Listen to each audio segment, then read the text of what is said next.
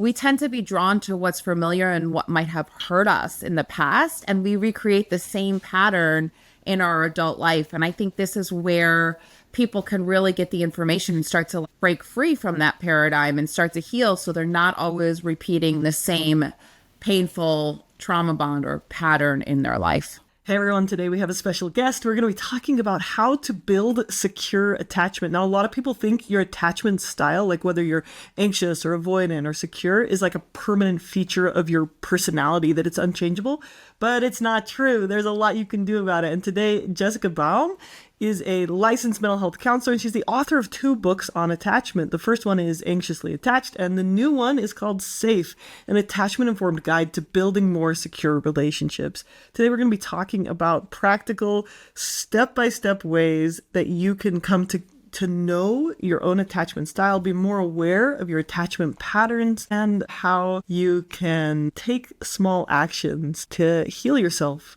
within your relationships, so you can be more securely attached. And of course, I end up crying in this session because I start talking about me, and that's great. I do love to do my own work as well. So if you want to see me talk about my attachment wounds, let's go. Let's jump in.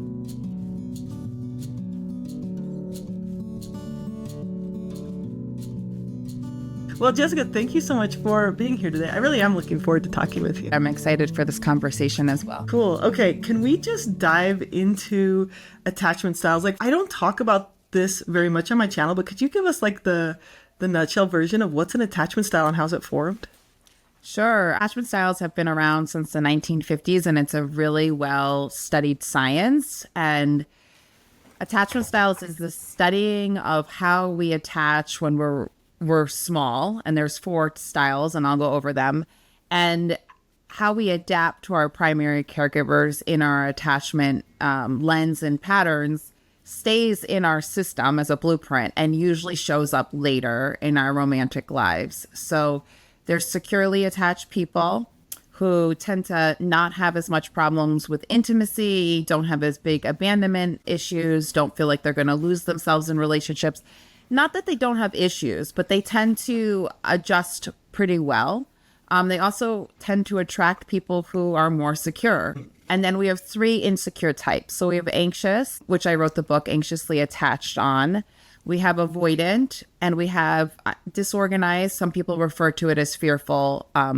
But essentially, those are the 3 insecure types. And so they all adapt differently. So anxious people who have a lot of anxious embedded patterns, typically the primary caregiver was inconsistent. So they have a conscious fear of abandonment. I don't like to use this word, but they can fall into the quote unquote codependency bracket of losing themselves, primarily leaving themselves or abandoning themselves to co-regulate or to take care of their primary caregiver's needs. And then later in relationship, those are people who self-abandon in romantic relationships. Wrote a whole book on that type. That is a big part of our population. They love to work on themselves. The other extreme is avoidant attachment style. And these 2 tend to attract each other, which I also unpack in my first book. And typically people with very much a lot of avoidance, they're very, very independent, and their caregiver showed up for them physically, but emotionally didn't connect. So these people tend to be very successful, be very independent. They struggle with empathy because they didn't get enough emotional connection. So anxious and avoidant tend to attract. So we can relate to all of these different attachment styles. And so disorganized, they were scared as babies. Maybe there was abuse or extreme neglect, but it's a state of, I need connection to survive, but I'm also scared of the person I'm connecting with. So they get trapped in a feeling of disorganization. I don't know where to land. And I explain in Safe, I talk about the wheel of attachment. We can move along the wheel, and attachment is a 2-person process. So my embedded patterns, Emma, are going to show up in combination with your embedded patterns. So if you show up a certain way, that might bring up certain patterns within me. Having said that, we all kind of can say, oh, I really identify with avoidant or really identify with anxious. We can have like a default setting, but typically we don't have just one attachment pattern. We have many, and they come out in different relationships under different circumstances. And it's really, really good to know where your patterns are so you can start to heal them. Yeah. Okay. That's such a good explanation. And I think a lot of times when people hear about attachment styles and then they'll identify with an attachment style, they'll say, oh, I'm an anxious attachment style or I'm an avoidant attachment style. They'll feel like they're kind of like locked in, like this is who they are. Do you feel like attachment styles are permanent? No, absolutely not. They're not locked in. I mean, I know it sounds weird as the person who wrote Anxiously Attached. We're always shifting due to neuroplasticity and due to healing your attachment styles. You can go towards earned security. And like, I hope and pray I show up more secure in my life. And I really think I've done the inner work and I have a lot of inner security now. But if someone's really avoidant, my anxious parts might come up. If someone's really anxious, my avoidant parts might come up. Like you can show up different in different situations. But as you heal, your capacity to stay regulated with certain behaviors changes, and what you feel drawn to. Like I talk about in Safe, feeling drawn towards our familiar, which people call it our unconscious, but it's our implicit world. It's not really unconscious at all, but it's like this magnetic pull.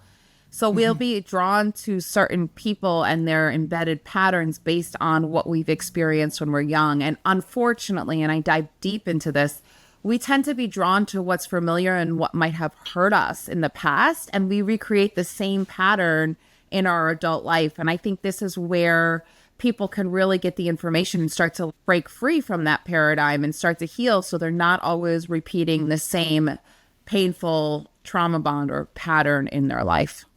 Do you think we repeat those patterns because it's comfortable or familiar, or do you think there's another reason? Like, is that your take on it? So, like, really, if we have a core wound, it's something that is embedded in us, right? And can be embedded in our body. But there's usually like, a charge. I'm unlovable. I'm going to be left. There are these charges around these core wounds that live in our body.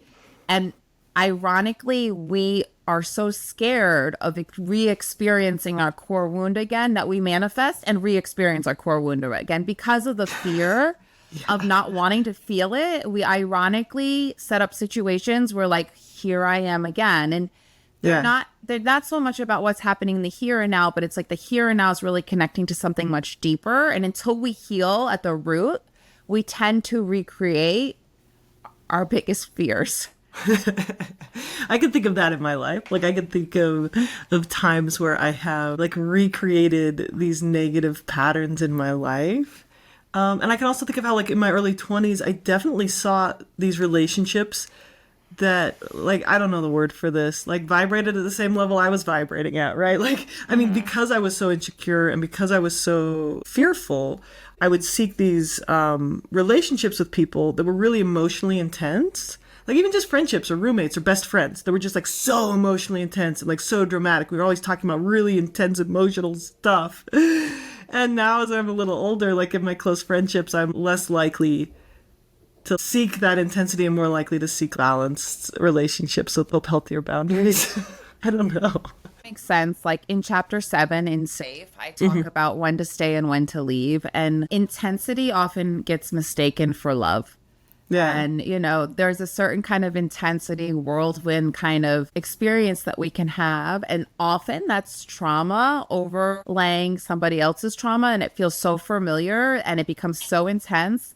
And we can get stuck in those relationships for a really long time and not like evolve out of them. And they can create a lot of chaos, especially if chaos was familiar in our childhood. So intensity is one thing that we really want to look out for and make sure that the relationship isn't built on intensity, because that can come with highs and lows, and that impacts our brain and all our neurochemicals up there. And we can really get stuck. I know I have definitely gotten stuck. I'm sure your listeners listening, I'm sure many of them can identify, if you're listening, that you have gotten stuck in something like that before. For sure. So it's really common to repeat these patterns. I think sometimes we're trying to like heal our old patterns by recreating them again over and over again. Well, I try to be positive and say we're recreating them so we can become conscious. Yeah. And once we become conscious, we heal, we evolve past them. But without the right support and tools and knowledge, unfortunately, we stay unconscious and then it repeats. So what's the process like? Like, how can you start? You mentioned earned security. Like, how can we go from being anxious and maybe having these really unhealthy or toxic or repeating our old patterns in our relationships?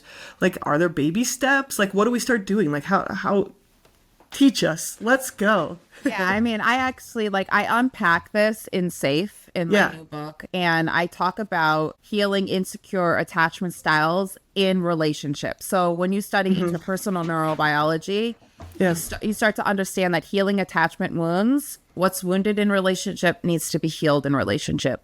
So I dive into neuroception and safety and what kinds of therapeutic or coaching, I call them anchors because it can be a friend too, but it's a quality of holding space for each other when we can get vulnerable and we can start to be with the core wounds together and start holding the original wound. Once we start doing that, and I unpack the science, there's a lot around neural nets opening and how the body keeps the score and where attachment wounds are stored in the body. So it's a process to heal your insecure attachments, but I put it out there in this book so that you're not walking in the dark and you have a companion.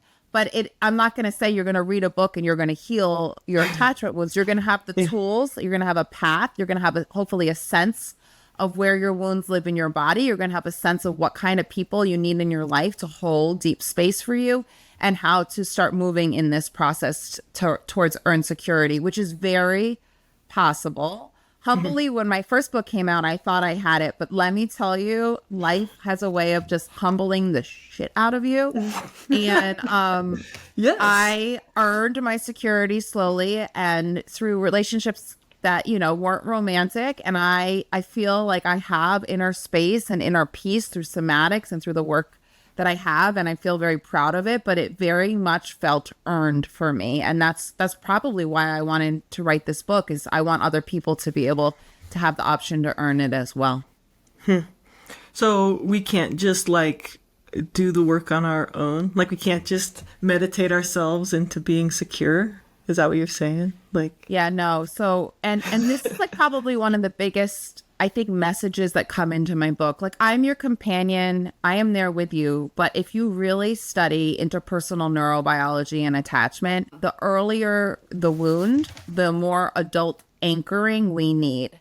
So in order to move a wound out of your body, you need to be witnessed and held. And it moves actually from your body through your right hemisphere up through streams. You're re-experiencing it in a way. You're getting what you didn't get at the original wound, and you're integrating it into your left hemisphere. So there's actually a science that if the wound is early, you cannot heal it on your own. And I don't want people wasting years of their life sitting in their apartment isolated, thinking I'm going to read a self-help book and I'm going to heal. No, that's not what the science shows us. That's not how to heal. I want people to really have this information, because I would have wasted years of my life. I thought being independent and self-sufficient and self-regulating was the way to go. And the truth is interdependency, finding the right help, finding safe environments, understanding neuroception and what safety is and what we need from each other to biologically thrive based on how we're actually wired. Well, it makes so much sense to me. And I was interviewing Ariel Schwartz the other day, and we were talking about polyvagal theory, which is this science of feeling safe. And she reminded me, which is an area that I often forget about, with the tiered level in our nervous system, you go from when you're in your sense of safety, when you're in your ventral vagal state, that's a connected state where we're making eye contact, we're co-regulating with each other's breathing and nervous system, and we're able to feel relaxed around people. And then as soon as we experience a threat, the very first place we go is not the sympathetic state. It goes through a seeking, looking around for social engagement, looking around for someone to help you, looking around for someone to keep you safe, looking around for someone to protect you. And then we go into this sympathetic state. And then once we're overwhelmed in the sympathetic state, we can revert to this shut down depression state. Yeah, the dorsal vagal state. And so as we talk about moving back up the polyvagal ladder, or moving toward the safety in the polyvagal model, if you're stuck in dorsal vagal, you have to move through sympathetic usually toward social engagement and then social safety. And that's the only way. You can't have safety without having social safety, right? Yeah, I mean, yes. And, Stephen Porges is the the godfather, and my book Safe is like, it's all a lot based on his work. And yes, safety is the treatment. And the social engagement system is like the highest that we evolved. So like our highest evolution as humans is to be in social connection with each other. But it's also very important to honor these other states. Some people drop down into dorsal very fast. They don't float up. So it's not always That's a good point. It's not always like a ladder. Like it's very complicated and nuanced and when we're having sex, we can mix states. Like That's true. When we're in play, we mix states, so people want to really kind of categorize it and make it very accessible and layman, but like these states are all intermixed. But absolutely, ventral state, which I call a state of safety, is when we're in this social engagement system, and my nervous system is literally telepathing to your nervous system, come here, I am here, I'm welcoming you, I pull you in. And it's also what we want in an anchor, which I talk about, is my system has to feel safe, which can't be faked. And Stephen Porges talks about this. We can't fake safety in order to do the deeper work of healing. There must be a quality of safety relationally between my nervous system and your nervous system. And as we work together, as you become my anchor, as I explore these things, we actually combine nervous systems, and your nervous system of safety helps my nervous system when I regress or to get dysregulated. And that's how we have co-regulation, and that's how we start healing. And he very much explains that. And he's one of the mentors that has influenced my book, for sure. Like, it's not just as simple as moving up through the levels, but in the long run, regulation is a really powerful way to restore safety. Yeah. I think it's the best way. Healing happens in relational bonds. So we can have tools. You can extend your exhales. You can trick your body back into safety. But co-regulation is really like, we need each other, and we need to be able to call a few people, and we need to know that those people are here for us. And if you're listening, that is the healthiest, most thriving way we can be, is to be interdependent. So if my audience out there is experiencing forms of anxious attachment, or maybe they've had a lot of trauma and they want to start moving toward healthier attachment, but they start to engage in relationships and it just seems to blow up. Like, it doesn't seem to work out, or it makes them very anxious, or they feel constantly worried. Oh, did I say the wrong thing? Or they get too close too fast. I mean, this is too big of a question, I guess. But are there steps to building earned security? Like, if you just keep blowing things up, what do you do? Like, I wrote this line in Safe, and it's kind of a harsh line. But until we heal our abandonment wound, we tend to recreate it. Yeah. And I think that if you're listening and you keep like having these dating experiences, or you have these experiences that blow up on you, and you're back at that place of here I am again, it's important to go to the root of the wound of, when did you originally start to feel this? Where do you feel this in your body? Let's go there, because you're just recreating that pattern or that feeling or that sensation over and over again. And part of becoming conscious is to know what's happening in the here and now is actually awakening something much younger in you that really needs tending to. So with the right awareness, going there in your body, starting to understand your original wound. And many people are like, oh, I had great parents.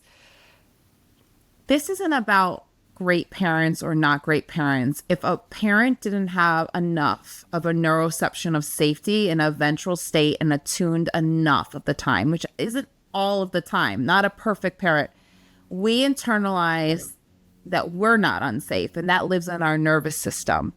So it doesn't have to be that your parent abused you or wasn't available. Like, if they were anxious, there can be so many nuances where you've internalized something where you need to go back and understand, okay, I have this anxiety within me, and it started when I was really young. And when it shows up in my body, I need to interact. I need to build a relationship with it. Have some compassion for this younger part of me.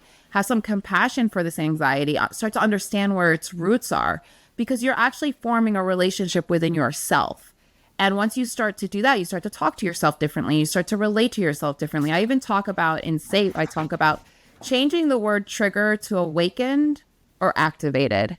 So anytime you feel triggered, Just say, oh, a younger part of me is being awakened right now. We can now start to change the relationship to what's going on in our body. And this is how we start to shift our awareness, and we start to change how we are relating to ourselves, which eventually starts to shift how we are relating to others. It's a lot to think about. I'm thinking of like a personal example right now because, well, one, like you said earlier, our relationships, our current relationships are our best teachers, right? They're our mentors. The interactions I'm having now, I've been married 12 years and it's like, oh, all this stuff comes up, right? Like it comes up and I'm learning. I can see myself growing through my marriage. I'm really grateful for the commitment we have because sometimes this growing stuff is not very fun. No. And now I've got this daughter who's 10, going on 16, basically. She thinks she's practically an adult.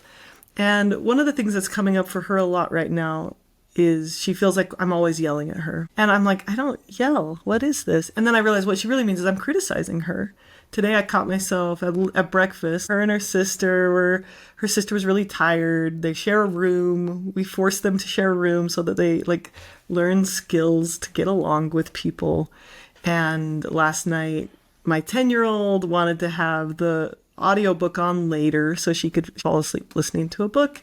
And my 8-year-old can't fall asleep listening to a book. So at breakfast, I was like, hey, like, it seems like what you really wanted was to listen to your book, but maybe you weren't really paying attention to your sister and what she wanted. Like, you could be more considerate.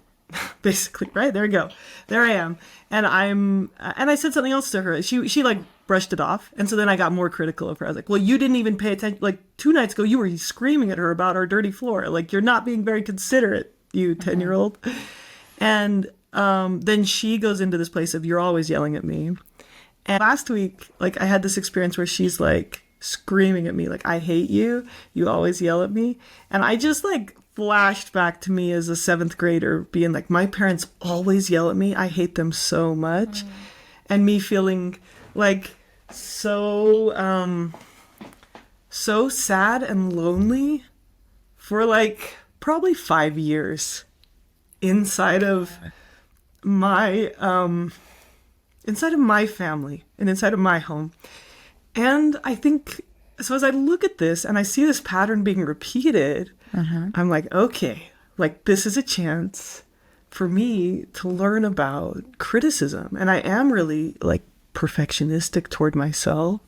And it shows up in my kids. So how do I relate to this like perfectionistic tendency that comes out in a critical way towards myself and towards my daughter without repeating this pattern?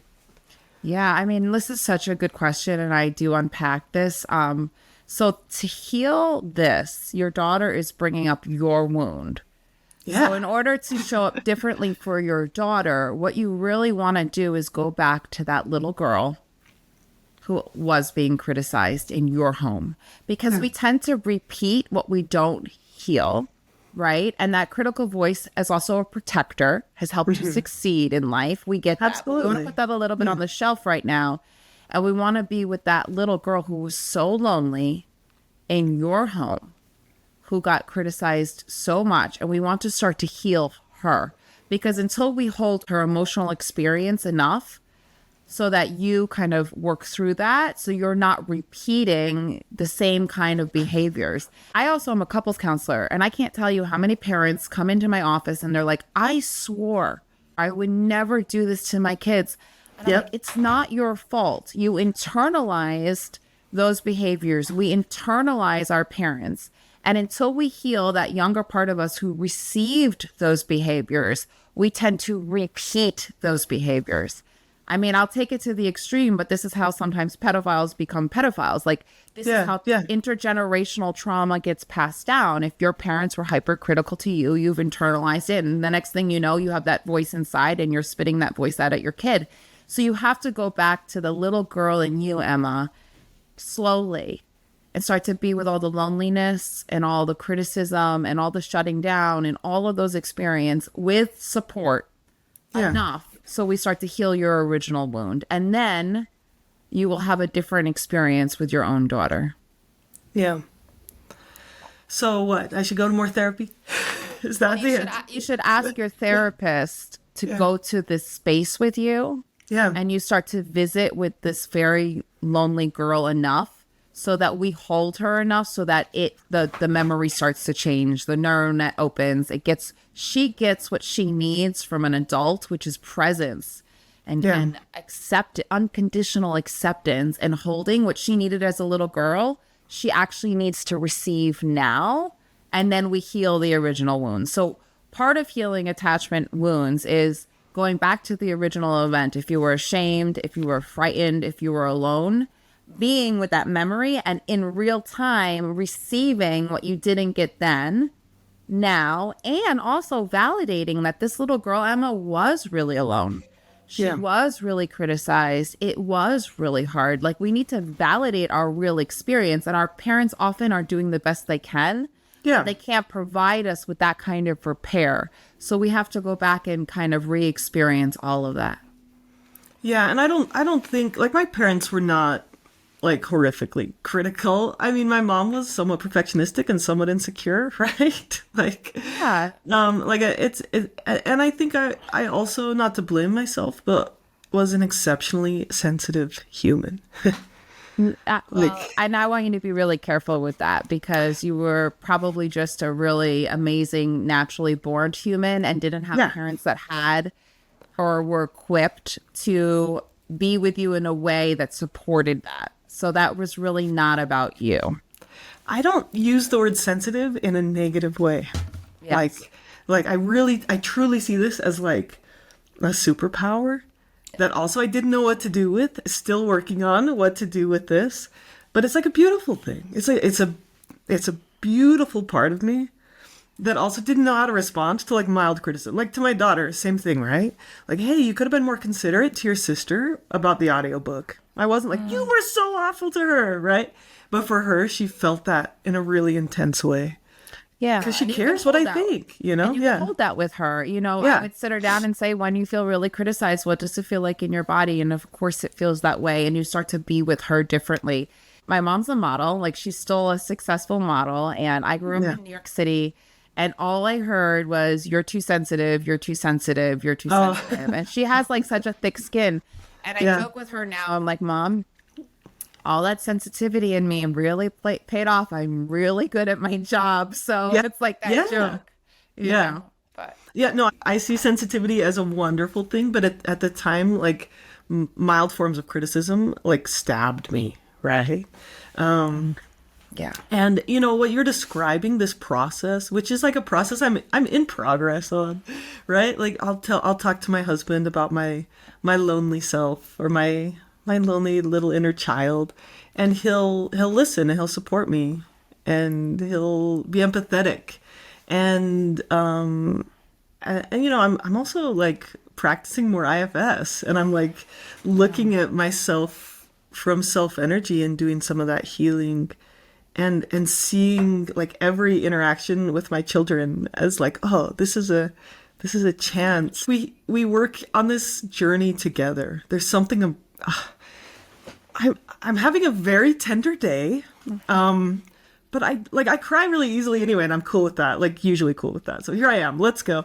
But like, just seeing videos of children make me cry these days. I think it's partly menopause, perimenopause, but I'm like, this is also part of neuroplasticity. Like during perimenopause, our body and our hormones change. We become more secure in some areas and we become more resilient in some areas. And I just see this as like, it's all a growth opportunity. And this chance with my daughter is like, wow, what a cool experience for me to like see myself, work on myself, work with her on myself, try to support her in a way that she needs, and also with my husband. I mean, this whole external family, internal family stuff, I don't know, it's just a work in progress. That's kind of how I see it. Like Dick Schwartz talks about our tormentors, the people who bother us or are difficult for us are our mentors. And I'm like, okay, that's where my 10-year-old's not my tormentor, but she's my mentor. We constantly clash and have opportunities to work on stuff. Yeah, I know. And I love IFS. Those of you who are listening, internal family systems, that's actually a big backbone of the book Safe. The only difference between IFS and my work is there's more meeting So there's more of the therapist or the anchor going in and meeting these parts and connecting. So it's slightly different, but it's so great to understand that we are not constant. We have all these parts within ourselves. Also, for your listeners, I think another great resource that's totally unrelated, but if you're a parent and you're identifying a lot with Emma, conscious parenting. There's like a lot of programs around how when our kids are going through stuff and their wounds show up, we are also becoming conscious through those relationships as well. And so your daughter, Emma, is bringing up your wound that you have enough awareness to understand, I got to tend to this part within me, right? And so all deep relationships bring up different aspects, and it's like constantly an evolution, and it can be a beautiful evolution with the right support. Yeah. Yeah. Well, and one of the patterns that I see as well, both in like therapy and in my own life, is sometimes people repeat the wound by doing the exact same thing, right? Like, so maybe I was criticized, so I criticize. But then sometimes we repeat these wounds by trying to be the opposite. So, let's say I grew up in a really criticizing or controlling family, then I would have I definitely have moments where I flip-flop to being like, okay, I'm not going to control anything my kids do. I'm not ever going to say anything, and being like way too permissive. And I saw this with families too, where it's like a mom grew up in a home where no one ever talked about feelings. So then she was like, we're always going to talk about everything. So overcompensating, like this over dramatic, like always yelling. If you're mad, you yell. If you're upset, you tell someone. It became kind of the opposite. And then her daughter, the third generation, was like, I'm never talking about anything, right? So it's like compensate, overcompensate, But and it just like cycles. That's also trying to avoid the original wound. That's right. So if the original wound is, let's say, criticism, the original wound is I was criticized a lot in my home. So in order to protect myself and my kid from feeling my original wound, I'm going to swing the pendulum. Yeah. But that's also an avoidance of I have to be with the part of me that was sensitive and criticized and work through that enough to find a middle path so that I can be in the middle with my kids too, right? We don't want to be so permissive that we're not teaching them boundaries or anything like that. So, a lot of people try to avoid their wounds by compensating in the other direction. But essentially, you're still really kind of avoiding the core of what's really driving that behavior. And I think a lot of the work is being compassionate around our human behavior and starting to understand what's underneath the behavior. So what's driving the behavior to be this way, and from like an interpersonal neurobiology lens, from a Stephen Porges, a need to feel safe, from our early experiences. When we start to really understand what's driving our behavior, we just form more compassion for ourselves and each other. So do you feel like compassion is the true healer? I feel like emotional presence is the true healer. And I think through really beautiful emotional presence from one to another, we start to understand each other. And from that comes a layer of compassion. So we show emotional presence to others and to ourselves and our own wounds. Yeah. And if you didn't have emotional presence as a little one, you might be listening to me like, what is that? I explain in Safe that finding someone who can offer you emotional attunement can be terrifying at first if we have never experienced it. But out of all the attachment styles, right? And out of everything we can give our kids, you would think love would be the number one thing that makes secure attachment. The actual science is the number one predictor of secure attachment is emotional presence. Interesting. So can you go more into detail on that? Like, what does that look like? Well, here's it's complicated because our parents can love us, but if they have unhealed wounds and their nervous system is constantly getting dysregulated, or if they're in survival world, or they live in a culture, let's face it, where, you want to teach your kids to be successful and independent. So we're going to focus on tasks and all of that. They're leaving that neuroception of safety. They're not providing enough of that safety. So, and if they didn't get that from their parents, they're not able to really offer that to us. And I'm finding that more and more. It's like parents really love their kids. But listen, my grandparents on my father's side were Holocaust survivors, right? So there's been terror that's been passed down intergenerationally. And, this gets passed down through nervous systems.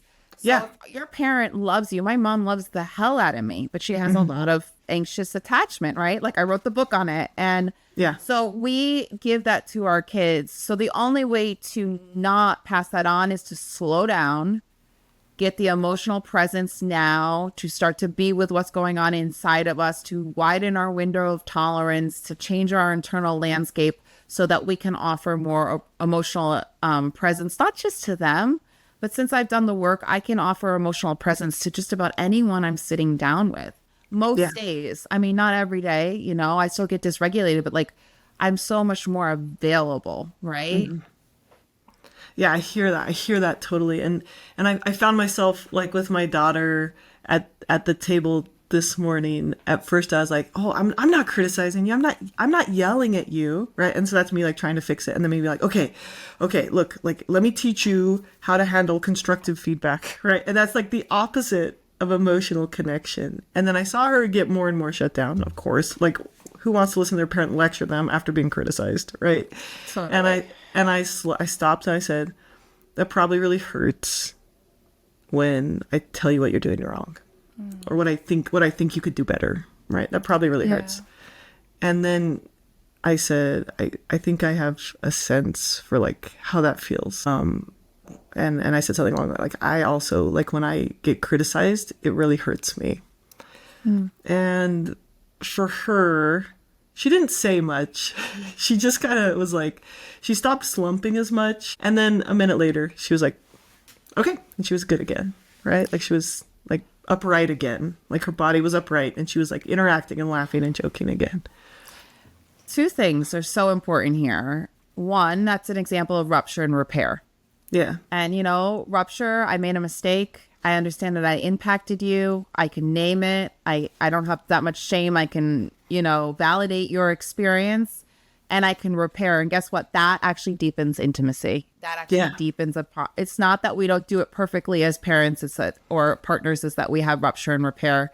And the other thing that's, you know, we can go back to Stephen Porges and polyvagal theory is these things that can set our nervous system into a state of defense or shame or whatever happen in nanoseconds. And it could be the tone of your voice or a look in your eye that is literally so nuanced and small, but that she is registering and automatically sends her into a defensive place. So we don't even mean to be doing these things, but Stephen Porges would say the slightest shift. It's your partner picking up their cell phone when you're trying to connect with them. It's a blank stare. It's someone getting too drunk. Like these slight shifts in someone's being actually can shift our sense of safety and shift us into a place of defensiveness or fight or flight or shut down. And so those are all what happens in connection. And they're supposed to happen. They're going to happen, but it's how we communicate about them,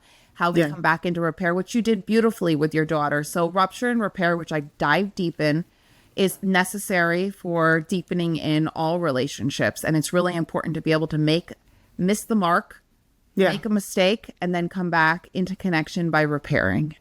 I feel like the more and more I look at families and the more and more I like mess up in my own, like despite my best efforts, like the more and more I just think like, this is what I cling to. Like, I'm just like, we must, like, if I'm not perfect at saying the right thing, if I'm not perfect at connecting with my child, if I'm not perfect at like setting boundaries clearly the first time or whatever, it's like, can I be humble? Can I make repairs? Can I reconnect? And I feel like if that's the only thing I can do as a parent, then it might be okay. I don't know. Well, and secure attachment doesn't get built on perfect parenting. It's when the kid internalizes this felt sense of you, Emma, that my mom might mess up, but she cares about me, and she definitely cares about me enough to repair.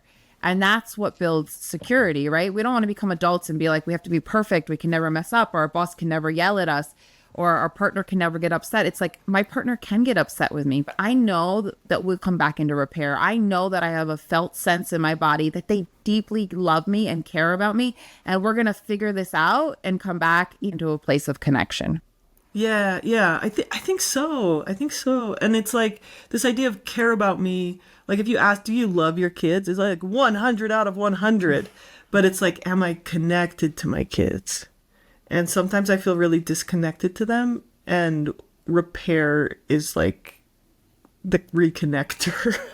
I don't know. Like, Absolutely. yeah. Like it's not just love. Care isn't just love. It's like resonate on their level. It just sounds like so woo woo, but it's like, can I sit with their emotions, right? Emotional attunement. That's what you're saying. Yeah, I mean, the feeling of can I connect with them and can they feel like I am with them? That's the magic. As soon as we start to feel like you're on your team, I'm on my team, Yeah. we get defensive, we shift into our left hemisphere. When we Yeah. shift into our right hemisphere, and I go into the hemispheres a lot in my new book, but the right hemisphere is very relational and it's a sense of we-ness. Can we be together? Can we share the space? Can I be empathic to your experience? It's very relational. Yeah. Well, and when I was like trying to teach her about like how to take feedback, that's like left hemisphere, right? Like let's like the details of this are you were not doing it right and you should have been doing it right and let me teach you. And it's like that was like no wonder she didn't want to connect on that, right? Disconnected Yeah. already. She's on her side of the fence. You're Yep. on your side of the Yep. fence. You lost her completely. Yep. And then I'm guessing this is what that just felt like to you. All of a sudden she's like, "Oh, we're on the same like we're a little bit aligned on the same team again." Yep. And you shifted right into the right hemisphere and you connected with her and offered a beautiful repair. And like that literally is it. That is the goal. Do you want to keep trying to do that? Yeah, our family's great. We get the chance to do this like 600 times a day. Yes. And you get to do it wrong. And Yeah. you get to keep learning. Oh, but what about my perfectionist part that says that's not allowed? Come on. We need to sit with the part of you that has some shame around not being perfect. And she's very small. We need to be with her a little bit more too. That's a good point. I'll go do some more practicing. So do you have any practices or anything practical that you'd recommend as we wrap things up? Any practices or places to start? Well, maybe after listening to this podcast, and I have a free attachment informed guide that goes through the wheel of attachment, but like starting to understand your patterns, how did you relate in your childhood home? How are you relating in your intimate bonds, in your work relational bonds with your kids? Starting to have some compassion for yourself and starting to understand that these are deeply rooted patterns. That's the beginning of it. And, if you're listening, a lot of people already know what attachment theory is. And it's like a buzzword. And I'm so grateful that it's out in the mainstream because I know that when I discovered anxiously attached, it's like, oh my God, more than codependency, this gives me something to grab onto to explain my behaviors. And I've evolved since then. And I don't want you to just stay stuck on the behavior, but I do have for your audience specifically, you're going to get the link, the wheel of attachment that explains all of the attachment styles and like how you can move along the wheel. So it's a special new way of looking at attachment. And I also have a private video of me and my mentor talking about what inner security feels like, the journey towards inner security, because it is a journey. So I provide those things for free for people who pre-order the book as like, get this now, you have some resources and you can start right away. That's awesome. Thank you. We will make sure and link that in the description. So, or in the show notes if you're listening to this on the podcast. So thank you. Yeah. I'm wondering if you want to walk through the wheel of attachment with us. Let's see if I can do it, but like picture kind of a circle, but it's like a square circle. Security is on the bottom and disorganized is on the top. Anxious is on the right and avoidance on the left. So let's say you're in security here and your parent is secure. We'll talk about parents here. And sometimes your parent is anxious. You start to slide up and you can go from anxious to secure, right? And if they become very angry or aggressive, you keep moving up to disorganized. So disorganized is on the top. And with secure being on the bottom, avoidant is maybe they get detached. They're emotionally unavailable to complete ignoring or blank stare. You start to move to disorganized. So you can move along this wheel, typically one parent upside one, and have different experiences. But the important thing is security and disorganized are at the opposite, and anxious and avoidant are on both those sides. So with my mom, I could have some secure moments, a lot of security. And then when she was really stressed out, a lot of anxiety, or my dad had some substance abuse issues. So I had some very, very like almost no security and a lot of disorganized because he was checked out. So that scared my nervous system. So it's kind of cool to start to look at attachment, just not as patterns and labels, but now we're going to get like a holistic point of view. So if you're listening, you know nothing about attachment, you're about to get a lot. If you know a lot about attachment, you're going to get something very different in terms of how to start thinking about it. Okay. Well, I'll make sure to share that in the description as well. So yeah, cool. So if someone wants to build their internal sense of security, is there a practical exercise they can do now that's going to help them do that? I talk about this in SAFE. Like I talk about the neuroscience of how we internalize people through mirror neurons and resonance circuits. So for you, though, guys are listening, and this might seem woo-woo, but it's not. We literally take in all important relationships through our mirror neurons and our circuits. We are internalizing people.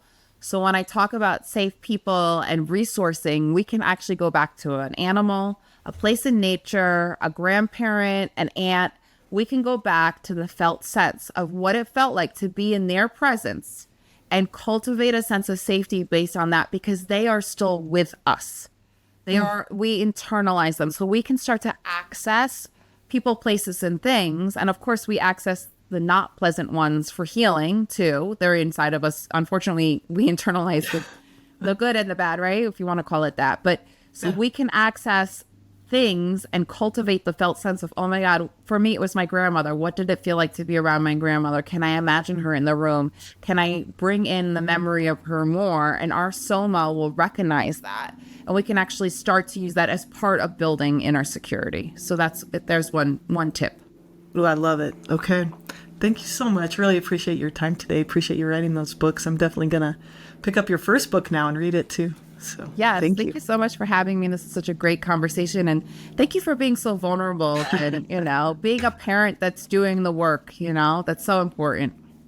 Yeah, I think parenting is the best, and really it's also a beautiful place to learn more. Yeah. Because it's given me more appreciation of my own parents and what they've done and how hard it is to do it well. So, yeah, absolutely. Oh, cool. Well, thank you so much for your time.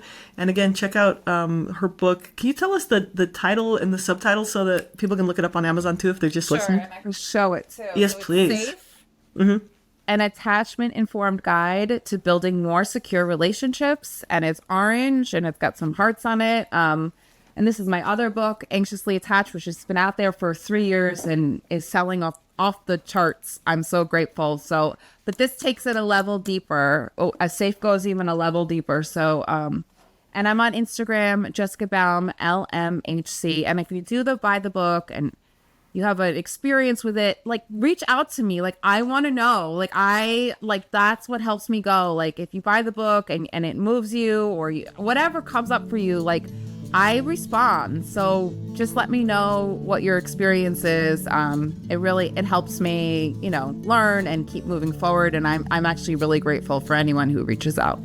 Cool. Awesome. That sounds so good. Okay. Thank you. Thank you so much for your time. Really appreciate it. And hope you have a wonderful rest of your week. Thanks, Emma. Hi there. If you found anything in this video helpful, I would really appreciate it if you could give it a thumbs up or share it with someone who could benefit from it today.